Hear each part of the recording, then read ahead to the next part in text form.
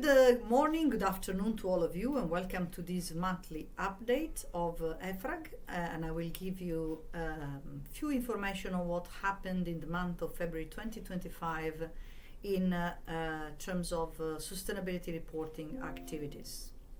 First of all, let me remind that we had in Napoli, Italy, from the 12th to the 14th of March, the meeting of the International Forum of Accounting Standard Setters, who I had the honor to chair for the last 3 years. This was the last meeting under my tenure, and I passed the responsibility now on to two co-chairs, Armand Caprisciolto from Canada and Kate Kendall from Australia, and I wish all the best for their chairmanship. During these 3 years, we endeavored to maintain an open space for cooperation and independent thinking of standard setters on developments both on sustainability and financial reporting. We broadened the base of participation to sustainability reporting.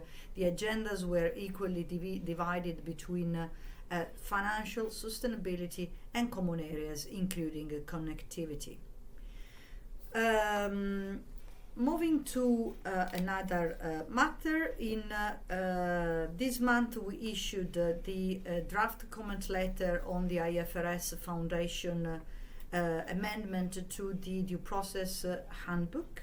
A very important element of standard setting, of course, because it's at the center of the trust in standard setting. We expressed appreciation for the direction and for the content of these proposed amendments, but we raised a few concerns regarding the need to enhance the standard setting process applied for the sector standards, the SASB standards, where we have including a few recommendations in our draft comment letter.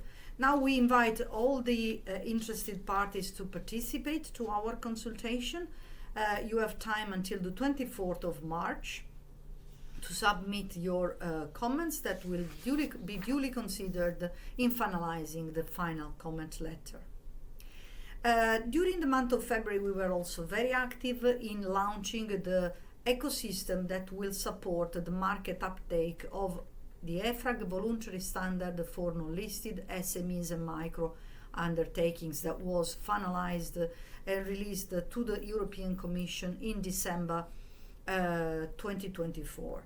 We expect the Commission to very soon launch a process to endorse this standard, and it is, as a matter of fact, already a tool that can be used in 2025 to support the dialogue with counterparts, replacing the questionnaires, and also for those that wish to publish a sustainability statement to produce their report using this standard. What we're going to do now with this VSME ecosystem, as we call it, first of all, we constituted a forum of institutions and initiatives that are active in this domain, including all the national standard setters of Europe as observers and several other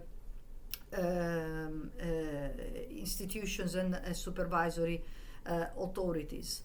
We had the inaugural meeting of the VSME Ecosystem Forum on the 17th of February 2025, where we presented the work plan for 2025 related to the VSME standard. And we collected the initial views on the intentions to use VSME as a basis for the reporting in 2025. For those of you that are interested, there is a recording of the public session of this meeting available in our website. We also issued a call for interest to launch our mapping of initiatives, tools and platforms to support SME sustainability reporting. Basically, all these initiatives and organizations that maintain tools and platforms were invited to participate to our mapping and to conduct a self-assessment measuring the level of alignment with the voluntary standard. All of these will give rise to a report later on this year on this mapping. And the ultimate purpose is to foster the dialogue between all the interested parties that are working with the objective of facilitating the reporting using VSME. We also issued a call for candidates to have new members of the voluntary SME community, which was very active during the development of the standard in the past 2 years. And we want now to revamp it after the issuance of VSME with increased visibility that this standard had. So to be sure to have the maximum reach when we will consult on the forthcoming guide that we are going to issue to support the application of VSME. It's also a pleasure for me to announce an event that we are going to have on the 7th of April, VSME in Action, Empowering SMEs for a Sustainable Future.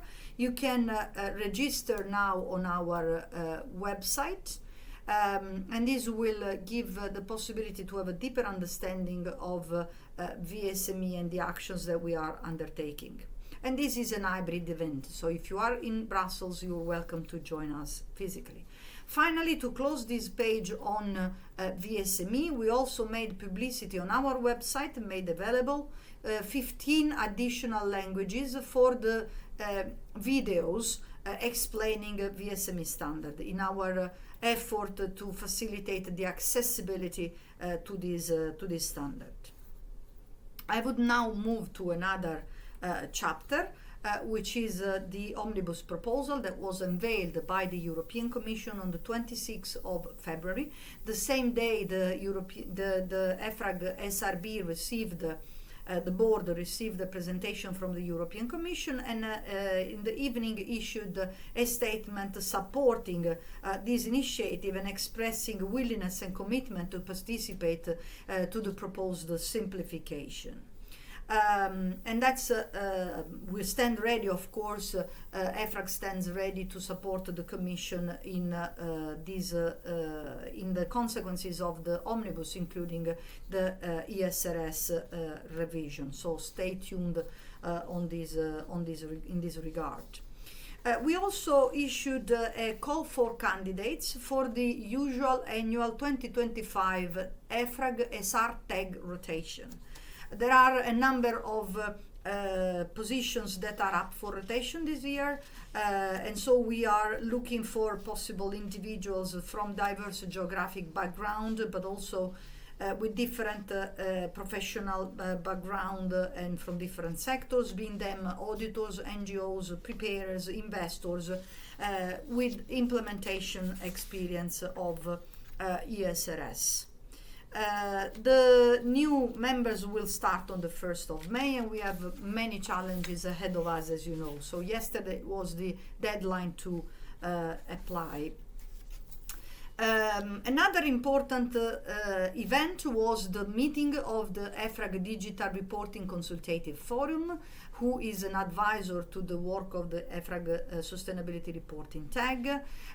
The meeting took place on the 26th of February, and members received the presentation of the proposals in the ESMA consultation on the tagging approach to implement the ESRS taxonomy, XBRL taxonomy. So starting from the draft taxonomy that EFRAG elaborated in August last year, ESMA is now consulting on a possible approach where they have proposed a staggered application which will take a few years until the full implementation is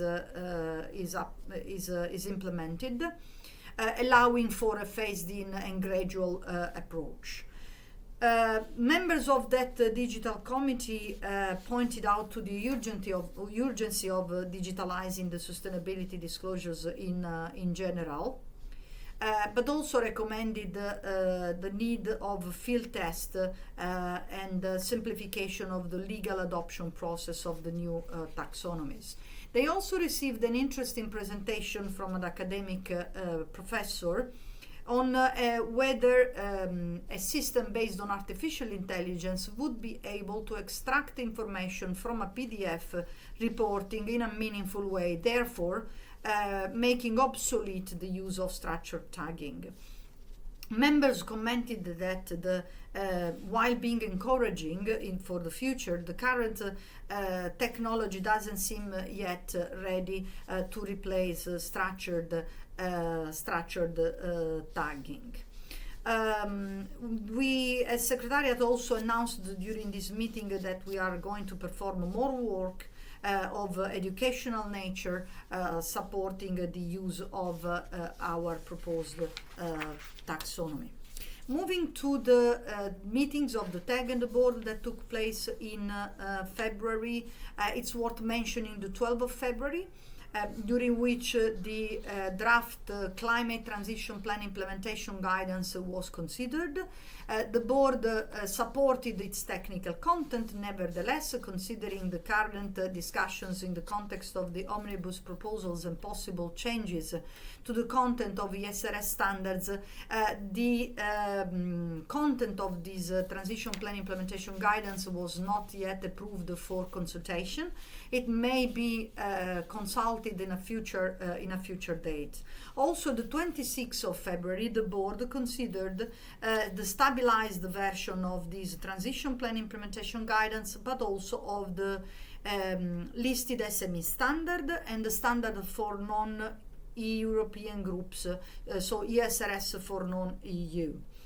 These three important stabilized versions mark the end of the technical work at Secretariat level. So for those of you that are interested in knowing the shape and form of these three documents, you can consult our webpage on the 26th of February. But for the time being, we are not going to do immediate work on these three files.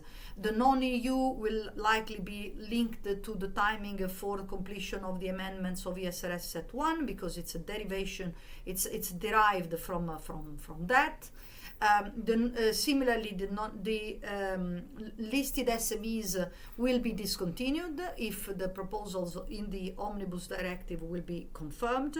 And for the transition plan implementation guidance, we will consult on it as soon as we have the green light to do it, but probably it will be after the revision of set 1.